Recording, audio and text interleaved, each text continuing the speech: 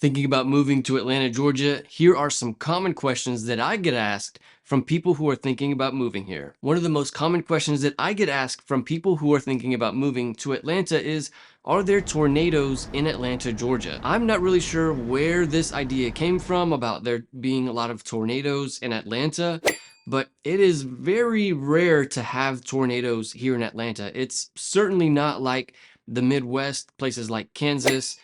We do have tornadoes every once in a while, but it's not something that happens all the time. Again, every once in a while we have tornadoes and they happen to be more like in the suburbs of Atlanta. There is certainly that threat, but it's not something that happens very often. I've lived here in Metro Atlanta almost my whole life, and I've never seen a tornado in person or anywhere near me anytime that I've ever lived here. That's how rare they are. So when people ask me about tornadoes in Atlanta, I'm often surprised because it happens to be a very common question, but no, we don't really have very many tornadoes here in Atlanta. Another common question from people thinking about moving to Atlanta is, which suburbs around Atlanta are good for families? Keep in mind that most of the suburbs around Atlanta, the most common demographic is families. Within the city of Atlanta, there happen to be less families, and then outside of the city of Atlanta in the suburbs is where most of the families live. And then many families who live in the suburbs will work in the city of Atlanta, so they'll make that commute back and forth to and from Atlanta. But some of the best suburbs for families, I would say, are the suburbs that have the best school ratings. And of all of the suburbs of Atlanta, the suburbs that have the best school ratings are suburbs like Alpharetta, Marietta, and then in Gwinnett County, cities like Beaufort, Duluth, Suwanee. These suburbs, these cities have some of the best schools and are really some of the best suburbs for families around Atlanta. As always, if you're thinking about moving to Atlanta or you just want to know what it's like to live here, feel free to call or text me, email me anytime.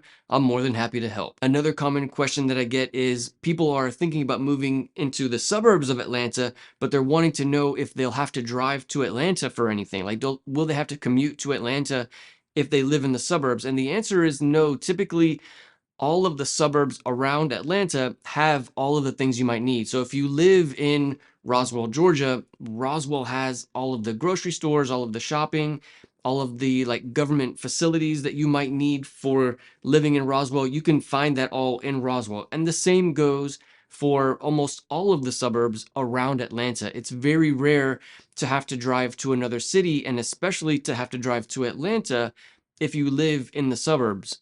Unless, of course, you live in the suburbs and work in Atlanta, then of course you would have to drive back and forth. But again, each suburb has all of the things you might need when it comes to things like shopping and going to like a DMV, or going to, paying for your tag or paying for property taxes.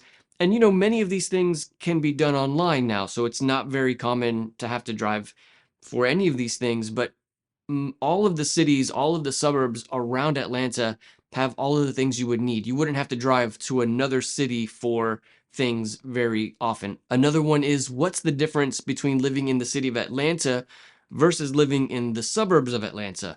Well, as you can imagine, the city of Atlanta is a major metropolitan city. I'm sure you've seen the skyline of Atlanta. I mean, it's a very busy, population dense part of Georgia. So living in Atlanta is like living in an urban area. It's living in the city. You can walk everywhere. You can walk to the grocery store, walk to different areas. Lots of walkability in the city of Atlanta. Whereas living in the suburbs, not everything is in a distance that you can walk to. So it's very common to own a vehicle in the suburbs. In fact, almost everybody who lives in the suburbs of Atlanta has a vehicle, whereas in the city of Atlanta, you could get away with not having a vehicle. You could use public transportation and Uber to get around the city of Atlanta. In the suburbs, it would not be so easy. You would certainly need a vehicle. Another big difference between the city of Atlanta and the suburbs are school ratings. For the most part, unfortunately, the schools in the city of Atlanta are not quite as good as some of the schools outside of the city of Atlanta in the suburbs. Traffic certainly is much more common in the city of Atlanta than in the suburbs.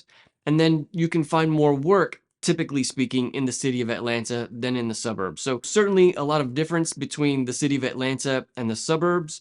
Which one of those two you choose really depends on what area you're looking for and what kind of lifestyle you're looking for. How does Marietta compare to Alpharetta? Many people who watch this channel especially will oftentimes see videos about Marietta and Alpharetta because those two are two of the most popular cities in Metro Atlanta. So let's talk about some of the differences between those two cities. Generally speaking, the cost of living in Alpharetta is a little higher than the cost of living in Marietta. The average home value in Alpharetta is about 700,000, maybe 650, whereas in Marietta, the average home value is about 500,000. So cost of living is certainly a little better in Marietta. You're going to get more home for your money in Marietta. Alpharetta, on the other hand, is a bit of a nicer city. It's a much better planned community.